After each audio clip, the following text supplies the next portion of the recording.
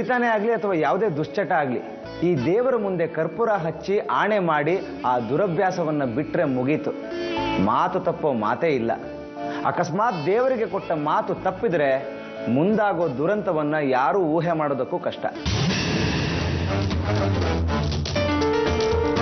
ಕೇಳಿಸ್ಕೊಂಡ್ರಿ ತಾನೇ ಮಗನ ಮಾತಾ? ಗೊತ್ತಿತ್ತು ಹಿಂಗಾಗುತ್ತೆ ಅಂತ. ನಿಮ್ಮಿಂದ ತಲೆ ಎತ್ಕೊಂಡು ಓಡಾಡಕ್ ಆಗ್ತಾ ಇಲ್ಲ. ಬೆಳಗ್ಗೆನೆ ದಾರಿನಲ್ಲಿ ಕುಡ್ಕೊಂಡ್ ಬಿದ್ದಿದ್ರಲ್ಲ, ಏನ್ ಹೇಳ್ಬೇಕು ನಿಮ್ಗೆ? ಸ್ನೇಹಿತರ ಹತ್ರ ನಮ್ಮಪ್ಪ ಅಂತ ಹೇಳ್ಕೊಳಕ್ಕಾಗ್ಲಿಲ್ಲ. ಅವನು ನಿನ್ನ ದಾರಿಲಿ ನೋಡಿ ಹುಗ್ದ. ಇವನ್ ಯಾರು ಅಂತ ಕೇಳಿಲ್ಲ. ಹೇಳಿಯಪ್ಪ ಹೇಳಿ, ನಮ್ಮ ಸ್ನೇಹಿತರ ಹತ್ರ ನಿಮ್ಮ ಅಪ್ಪ ಅಂತ ಹೇಳ್ಕೋಬೇಕು ಅಥವಾ ಇವನ್ ಯಾರೋ ಗೊತ್ತಿಲ್ಲ ಅಂತ ಹೇಳ್ಕೋಬೇಕು? ಹೇಳಿಯಪ್ಪ, ಮಾತಾಡಿ. ಮಾತಾಡಕ್ಕಿಲ್ಲ ಅಲ್ಲ? ನೀವು ಹೀಗೆ ಇದ್ರೆ ನನ್ನ ಮರ್ಯಾದೆ ಹೋಗುತ್ತೆ. ಛೇ, ಯಾಕಾದ್ರೂ ನಿಮ್ಮ ಮಗನಾಗಿ ಹುಟ್ಟಿದ್ದೋ? ಇನ್ನು ನಾನು ಇರಕ್ಕಿಲ್ಲ, ನನ್ನ ಕೈಲಿ ಆಗಕ್ಕಿಲ್ಲ. ನಾನು ಮಗನ ಜೊತೆನೆ ಹೋಯ್ತೀನಿ.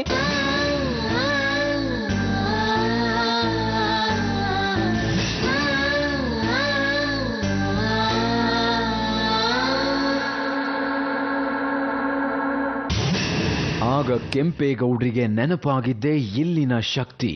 ಆಗಿದ್ದಾಗ್ಲಿ ಅಂತ ಆ ದೇವರ ಮುಂದೆ ಬಂದು ಪ್ರಮಾಣ ಮಾಡ್ತಾರೆ.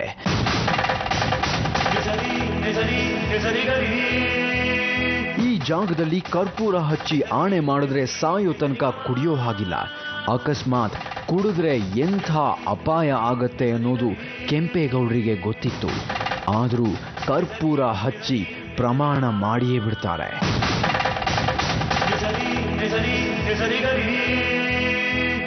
ಇವಳು ಇಲ್ಲಿ ನಿಂತ್ಕೊಂಡು ಒಂದು ದಿವಸ, ತಾಯಿ ನೋಡವ, ದಯವಿಟ್ಟು ನನಗೆ ತಪ್ಪಿಸ್ಬಿಡಮ್ಮ ತಾಯಿ, ಜನ ನನ್ನ ಮಗಗೆ ಅವಗೌರವಾಗುತ್ತೆ ಅಂತ ಕೇಳ್ಕೊಂಡೆ. ಆವತ್ತಿಂದ ಬಿಟ್ಟನ ಇವತ್ತಿನವರೆಗೂ ಮುಟ್ಟಿಲ್ಲ.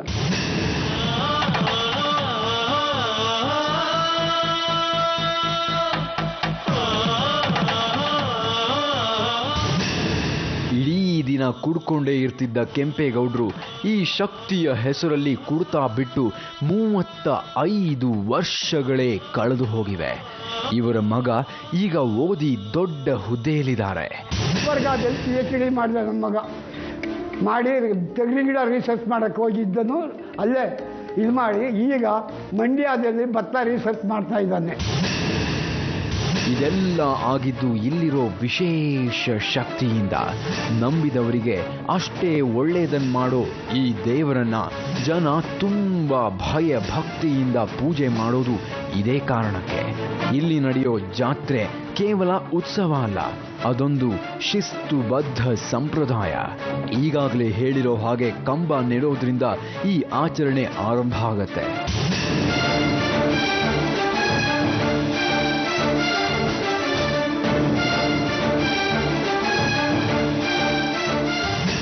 ಹಾಗಂತ ಈ ಕಂಬವನ್ನ ಯಾರ್ಯಾರೋ ಹೇಗೋ ನೆಡೋ ಹಾಗಿಲ್ಲ.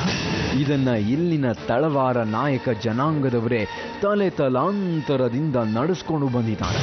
ಅವರು ಕೂಡ ತುಂಬಾ ಶಿಸ್ತುಬದ್ಧವಾಗಿ ಈ ಕಂಬದ ಮರವನ್ನ ಹುಡುಕಿ ತರ್ತಾರೆ. ಸ್ನಾನ ಮಾಡಿ ಉಪವಾಸ ಇದ್ದು ಹತ್ತಿ ಮರದ ಕೊಂಬೆ ಕಡಿತಾರೆ. ಅದು 3 ಕೌಲಿರಬೇಕು. ಅಕಸ್ಮಾತ್ ಏನಾರು ಅವರು ಮೈಲ್ಗೆಲೇನೋ ಹೋದರೆ ಅವರು ಸಾಯಂಕಾಲದವರೆಗೂ ಹುಡುಕಿದ್ರು ಹತ್ತಿ ಕೊನೆ ಸಿಗೋದಿಲ್ಲ. ಅದಕ್ಕೆ ಅವರೇ ಮಾಡ್ತಾರೆ, ಅವತ್ತು ಹತ್ತಿ ಕೊನೆ ಕಡ್ಕೊಂಬಂದು ದೇವಸ್ಥಾನ ಮೇಲೆ ಇಡ್ತಾರೆ ಮಂಗಳವಾರ ದಿವಸ.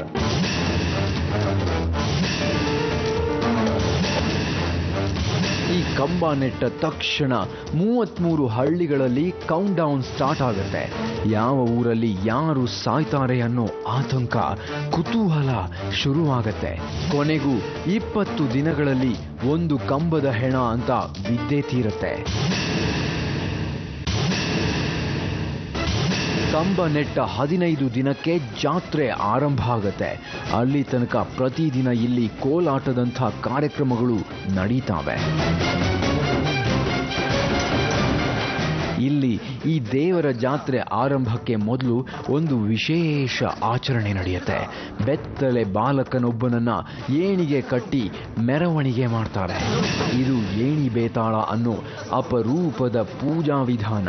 ಇದು ಜೈನ ಪರಂಪರೆಯ ಹಿನ್ನೆಲೆಯಲ್ಲಿ ಬಂದಿರೋ ಪದ್ಧತಿ. ನಗ್ನ ಬಾಲಕನಿಗೆ ಪೂಜೆ ಮಾಡಿದ ನಂತರ ಜಾತ್ರೆ ಮುಂದುವರಿಯುತ್ತೆ.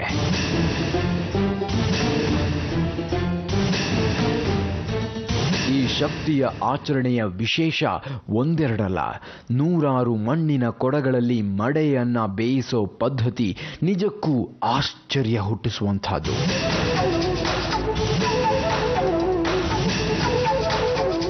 ಹೀಗೆ ವಿಶೇಷ ರೀತಿಯಲ್ಲಿ ಬೇಯಿಸಿದ ಅನ್ನದ ಕೊಡ ಹೊತ್ಕೊಂಡು ದೇವಸ್ಥಾನಕ್ಕೆ ತರ್ತಾರೆ. ಇದನ್ನ ಹೊತ್ಕೊಂಡು ಬರೋದಕ್ಕೂ ವಿಶೇಷವಾದ ರೀತಿ ನೀತಿಗಳಿವೆ.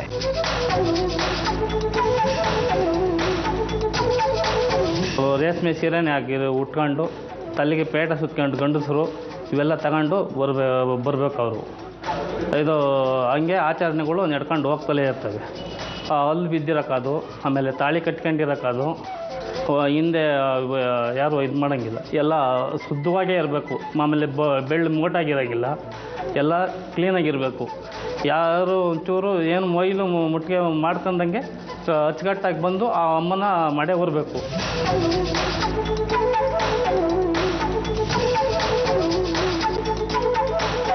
ಹೀಗೆ ಶುದ್ಧಾಚಾರದಲ್ಲಿ ಹೊತ್ಕೊಂಡು ಬಂದ ಮಡೆ ಅನ್ನದ ಕೊಡಗಳನ್ನು ದೇವಸ್ಥಾನದ ಒಳಗೆ ಇಟ್ಟು ಬಡಿಸ್ತಾರೆ.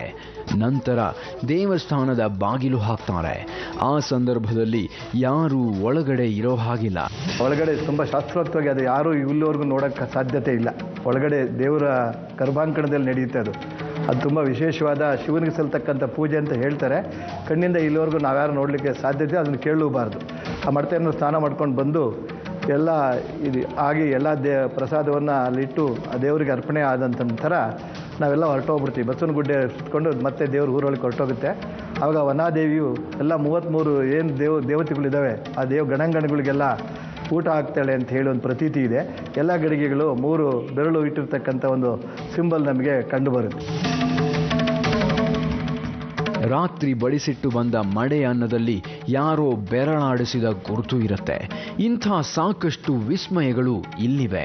ಇಲ್ಲಿ ಕಂಬ ನೆಡೋದಕ್ಕೆ, ಕಂಬದ ಹೆಣ ಬೀಳೋದಕ್ಕೆ, ಮಡೆ ಅನ್ನದಲ್ಲಿ ಯಾವುದೋ ಅಗೋಚರ ಶಕ್ತಿಯ ಬೆರಳಚ್ಚು ಮೂಡೋದಕ್ಕೆ ಕಾರಣ ಆಗೋ ಒಂದು ಕುತೂಹಲಕಾರಿಯಾದ ಹಿನ್ನೆಲೆಯೂ ಇದೆ.